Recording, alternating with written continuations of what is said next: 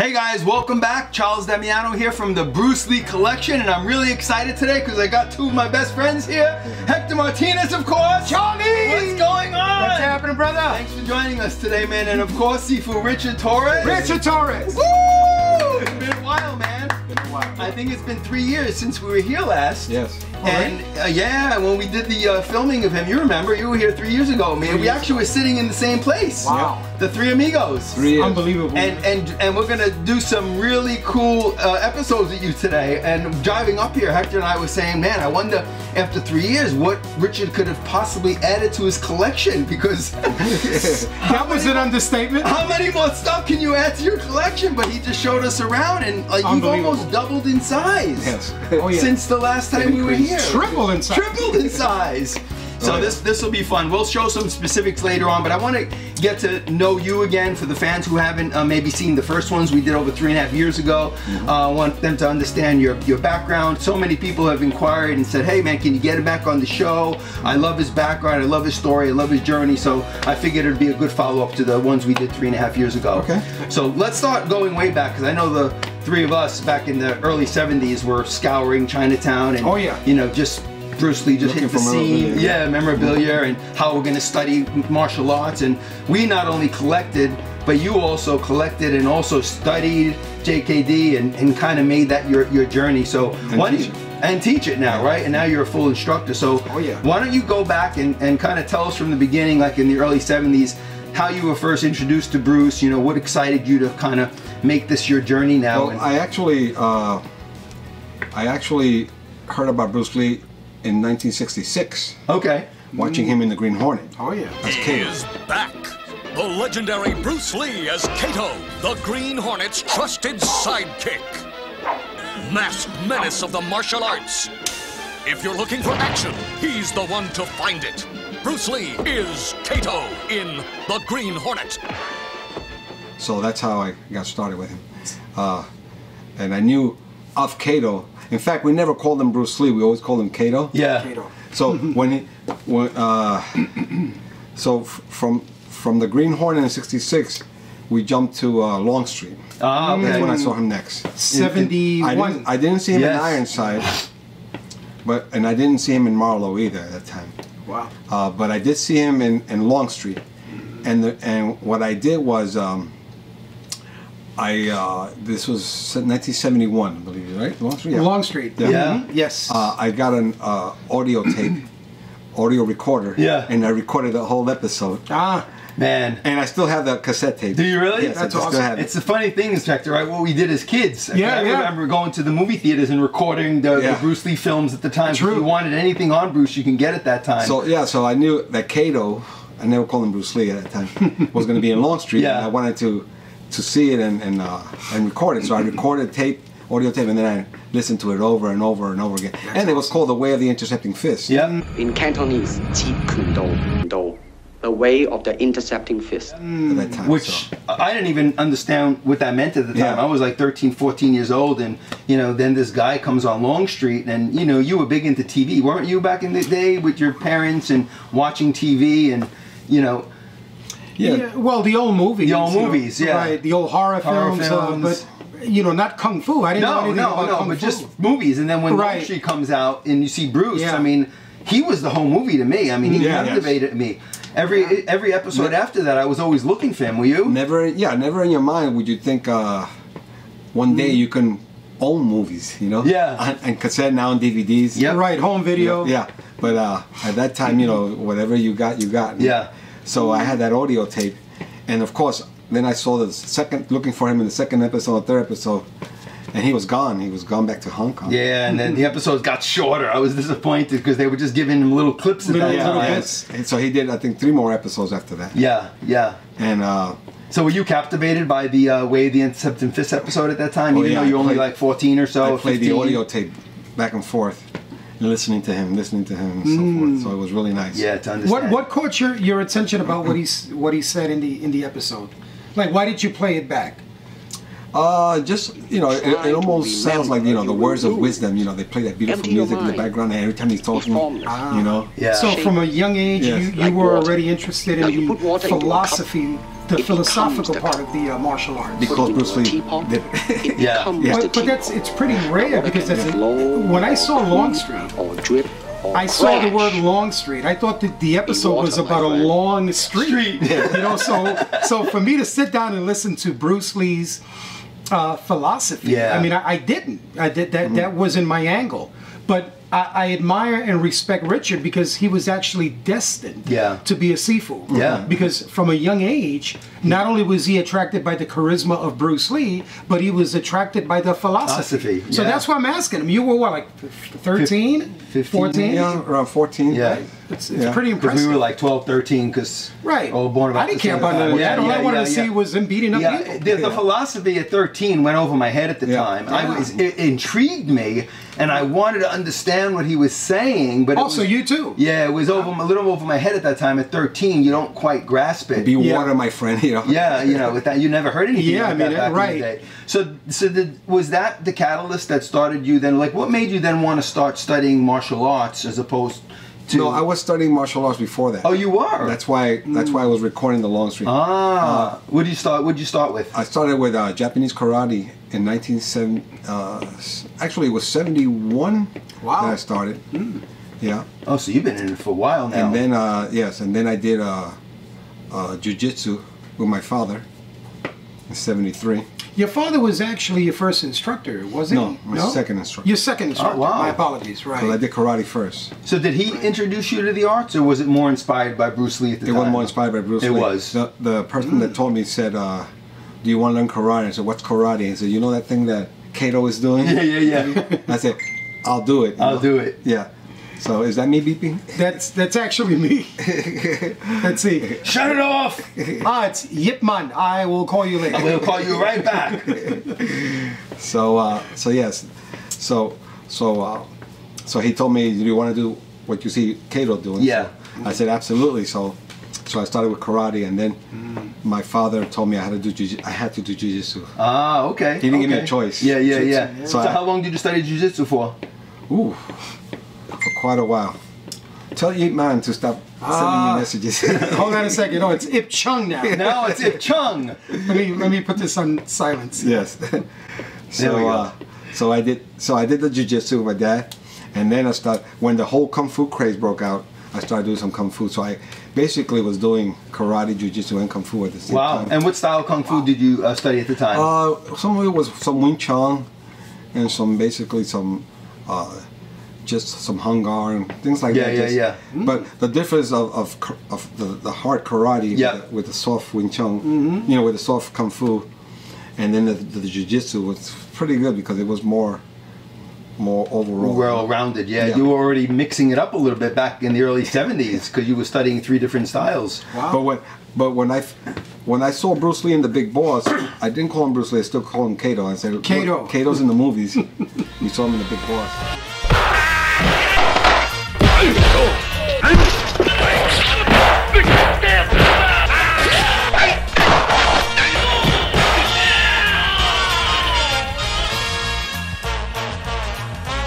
After The Big Boss, then he started. Do you started calling remember him Bruce Lee? Do you remember, because we grew up in the Lower East Side, do you remember where you saw The Big Boss at the time? What movie theater was this in? The War Theater in Westchester Avenue in Boynton, in the Bronx. Oh, in the Bronx, yeah. Okay, wow. Boogie Down Bronx. The War Theater.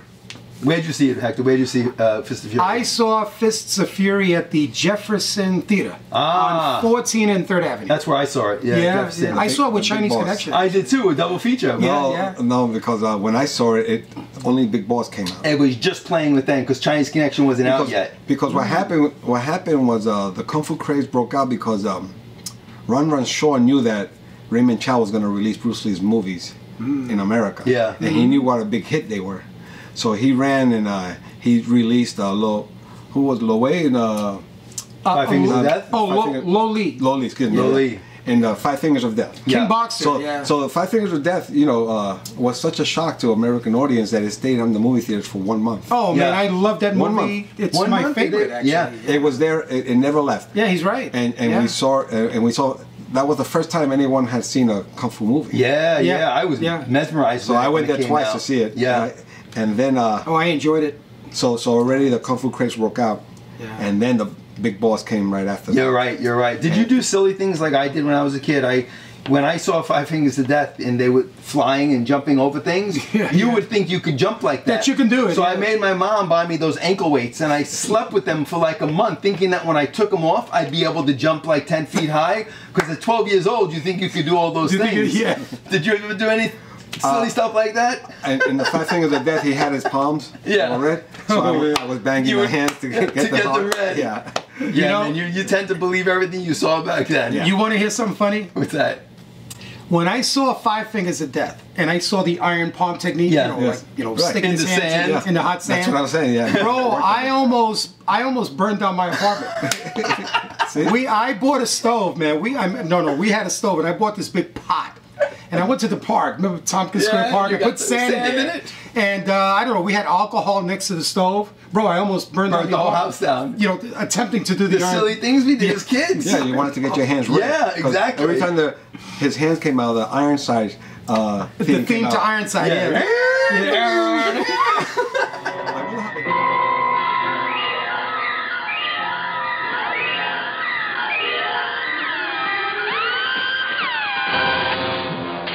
See the astonishing ritual of the fires. Pale before the forbidden ritual of the steel palm. I don't know how they got away with that, right? He was in the Iron. Quincy Jones actually wrote that. That is hilarious. Wow. So then from Five Fingers to Death, Fist of Fury, Big Boss. It was called a Fist of Fury in America. Well, America came out as Fists of Fury, right? Yeah. And did you see it in Chinese? No, I saw it in English. Yeah. But was it Big Boss or Fists of Fury? It was called Fist of Fury. Right, because I think you told me that it was playing in Chinatown, but we just didn't know about it. No. We didn't know at that time, yeah. Yeah, but it was actually playing in New York. Chinatown. Back to like then, what we know now. Do you think when it was playing in Chinatown, it was released as The Big Boss? Oh, yes. It was, of course. yeah. Oh, yeah. Yeah, I didn't even know that back in the day. Yeah. Yeah, so... I mean, you know, Chinatown had the theaters for the Chinese. Yep. And the subtitles would sometimes were different from what you heard in the English version. Oh, indeed. Yeah, so the story was a little different, right? When you were reading it, the words may have not been the same. Like the movie, like the Fist of Fury, which called the Chinese Connection here. You know when Bruce Lee says, "We're not sick men." Well, now you listen to me. I'll only say once. We are not sick men.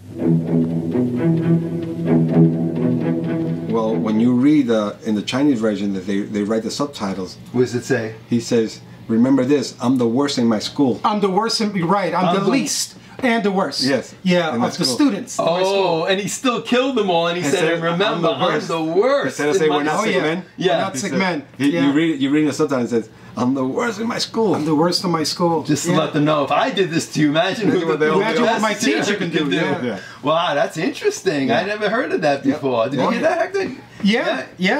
Wow. So you gotta find the Chinese version and see the subtitles in the bottom. Yeah. Wow, you get a different aspect. Put it here. Yep. That's funny. I am the least in my school now. So now, what was your journey like and then, like, how'd you go after starting to meet the JKD instructors? Like, when were you introduced to them? Because you were studying the Hung Gar, the Wing Chun, the I didn't know. And then when did you want to start studying JKD? Well, in 1973, when Bruce Lee passed away, the magazine started coming out, and that's when I found out that he had his own martial art system called Jeet Kune Do, right? Which I didn't know at that time. That he had his own martial art system. So I said, "Oh, then I have to find out everything I can about this Jeet Kune Do. Yeah. You know, where can I find out? You know, I mean, we were limited. There's no computers. No, and no one really knew what it was at the time. So I bought the magazines, you know, and of course, you know, going to school in the train station, you look at the magazine rack, and here's Bruce Lee. The first magazine that I got was that white one, you know, that he's like this. Oh, the Jeet Kune Do one. Jeet Kune Do. Right? You see Jeet Kune Do on it, and you go, that was a great one. That's what I was looking for, Jeet Kune Do, you know? Yeah. And remember it had the poster inside? I'll show you that. Yeah, I want to see that. Does the show still have the poster inside? Because that's rare if you keep finding the posters inside. And it was attached inside. Yes. Yeah, we'll go look at that later. That actually came out in '74. That magazine. Yes, 1974. So it was one of the first magazines. It was one of the first ones, right? Yeah. So I got that and started looking for whatever I could find about Jeet Kune Do. Yeah. Wow. And there wasn't a lot back then. So Black Belt Magazine was putting out some stuff, you know, and then of course they advertised that a book called The Tao Jeet Kune Do was going to come out. Yeah. You know, $6.95. Remember that? And hardcover and softcover version. So I had Mom write a check, and we cut the magazine, which you're never supposed to do, but we know that as collectors. But now, we cut it out. Send away for it. That's how you did it back then. Remember that? You cut the little ad out and you put it in an envelope with the check. And you have to. I never did that. You know, back in the days. I mean, I never send away for a Bruce Lee magazine. Really? I always went to the newsstand. Okay. So it shows how serious you guys were about it. I couldn't wait. It's because of pre-publication. You know. Yeah. No, you guys are serious about that. So I would check the mailbox every day. Yeah, same here. My mom did the same. I would always have her ordered for me. Yeah. But once it got there, I was ready because I asked my mom to get me a table, an office table. Yeah. And we had the lamp, and I had my ruler, and I had my. No, well, for real. You went off to read it. You started from the get-go. Richard was like, he was studying every word. Unbelievable, man. Wow. So you read those, and then. So I've been reading the Tao since 1975. Wow. I still get something out of it every time. Yeah. There's a lot of great insights in that book. Now, did you pick up the new book that just came out? The Who Wrote the Tao? Yes. You got that James Bishop. James Bishop, yeah, which kind of explains each page of the Tao, right, in more detail, and where he referenced those quotes from what books he got the sources from. James would be sending me messages at 11 o'clock at night because he's in Texas. Oh. I'm in New York. So he's sending me messages at 11 o'clock at night saying, do you have this book? Can you scan page so-and-so and so? Because he referenced all Bruce's 2,500 books, right? Not all 2,500. Not all 2,500, but he just referenced what Bruce Lee used for the Tao. For the Tao. Wow. So he mentions me in the book because he and I were really corresponding together. And that's pretty cool. Did you get your copy yet?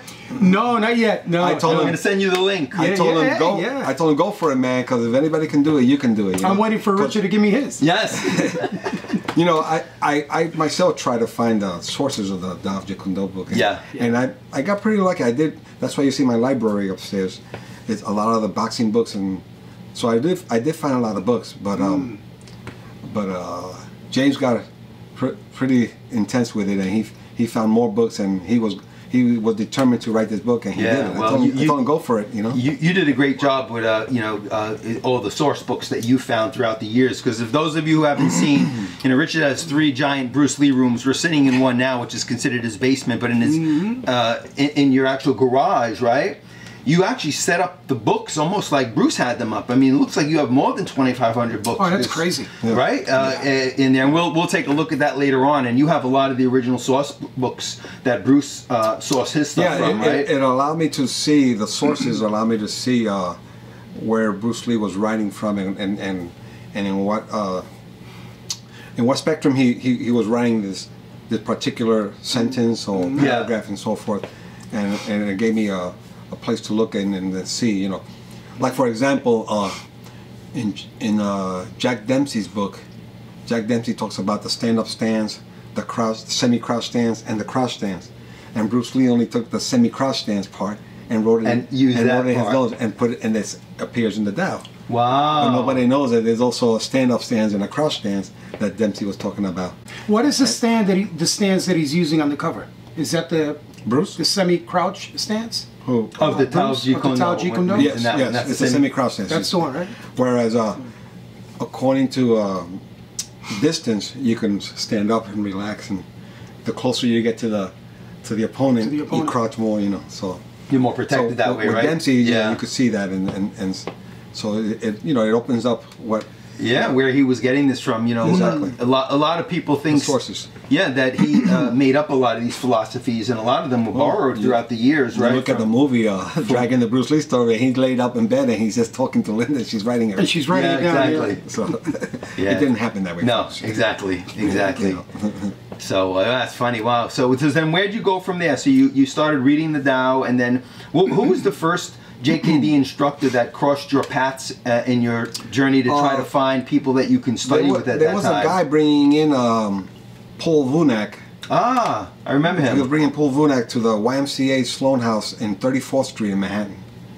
And he was bringing him in every 3 months or so. So I found out about that. So I would drive down to 34th Street and train with Paul. And who do you study with? Dan? With Dan. Yeah, right. So the thing I like about Paul Vunak is that he was street fight oriented. Yeah. You know, so everything had to do, if it didn't fit in a street fight, he didn't bother teaching it. So, and that's what Bruce Lee did. He started off as a street fighter. So it was nice training with him with that, you know, and then I got to meet Richard Bustillo. Wow, yeah. And got close to Richard, and then also did some seminars with Dan in Santo. But then I did the newsletter, which was called the Bruce Lee Informer. Did you put that out? Yeah. I did the Bruce Lee Informer. What year was that you started doing the Bruce Lee Informer? Ooh, it had to be 1989.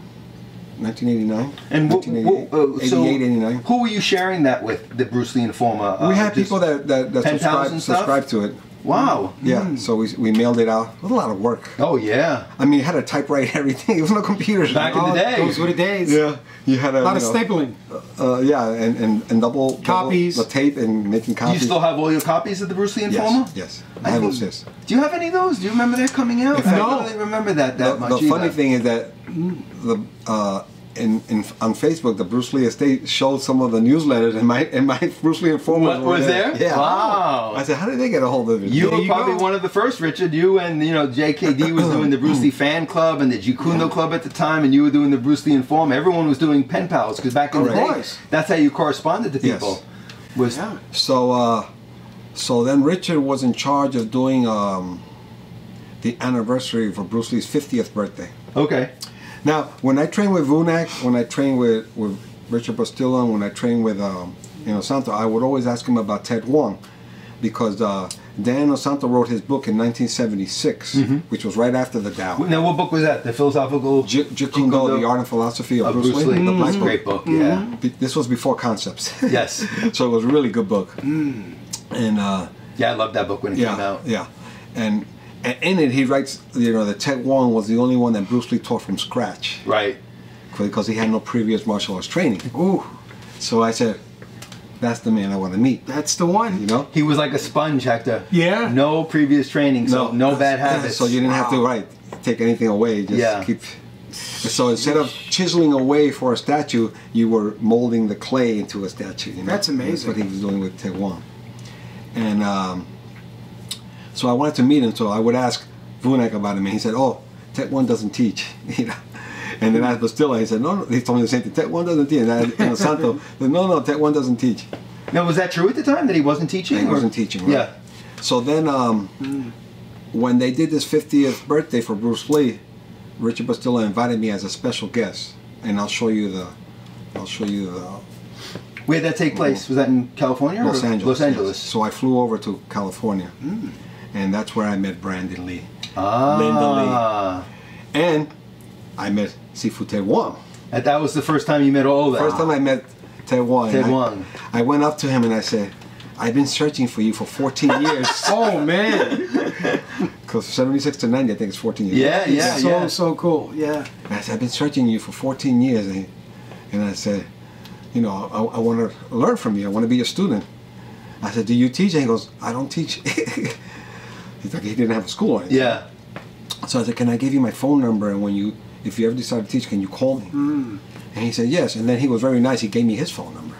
Wow. So you had his phone number early on. Yes. 1990. So in '93, he called me and told me he's going to be in Virginia doing a Jeet Kune Do camp. This was 93? 93, 3 years later. So, because Jerry Beasley started doing in Radford University in Virginia, he was doing a Jeet Kune Do camp. So Sifu Ted called me and invited me there. Wow. Let's go back to 90 for a minute when you met Brandon, because I know Hector's a huge Brandon fan, and so am I, and I know you are also. So they were celebrating the 50th anniversary of Bruce Lee at that point? Yes. And so would they have on his birthday? So would they have a convention or no? It was a dinner. It was a dinner. It was a dinner banquet. And who they invite at that time? Just everybody. It's just all. I'll show you the pictures. Stay tuned for part 2 as we discuss Sifu Richard Torres meeting with Brandon and Linda Lee. More on his Bruce Lee journey, and of course his incredible Bruce Lee collection and collectibles, and much more coming soon.